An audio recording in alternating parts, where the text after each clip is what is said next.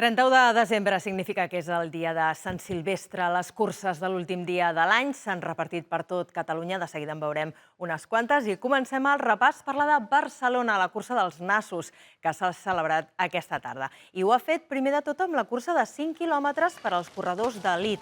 Es volia aconseguir rècord d'Europa, però no ha pogut ser. El guanyador s'ha quedat a 12 segons. Ha estat el portuguès José Carlos Pinto, amb un temps de 13 minuts i 10 segons. La prova femenina se l'ha endut l'etíop Likina Amebau, amb 14 minuts i 23 segons.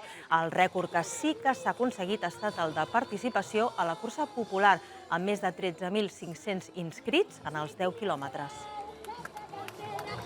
La cursa dels nassos és diferent. Per córrer el 31 de desembre cal ganes de gresca. Farem d'uva i ella de xampan. Molt xandón. És l'última cursa de l'any, s'ha de gaudir, s'ha de disfrutar. Segurament no faré podi de temps, però bueno, de disfresses potser. Mentre no vingui Gargamel, tot anirà bé. Entre tanta disfressa hi trobem històries extraordinàries, com la d'aquests dos germans que van de vikings. Amb la cursa d'avui celebren un acte d'amor fraternal.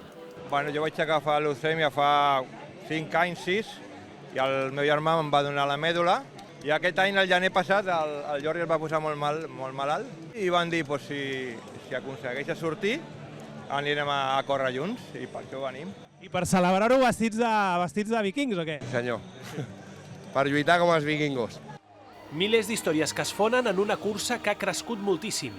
La prova popular de la cursa dels nassos torna a trencar tots els rècords de participació, amb més de 13.500 corredors. I se suma al fenomen de les curses atlètiques a Barcelona i Catalunya amb una marató i una mitja marató que aquest any també trencaran tots els registres. En els 10 quilòmetres ha guanyat l'atleta de Reus Abdesamat Oukelfen, en plena preparació per al Mundial de Cross. Molt bé, molt content, baixar de 28, això vol dir que tots estan anant bé i que, bueno, a veure què tal el Campionat del Món. En dones, Marta Galimany ha repetit la victòria de l'any passat.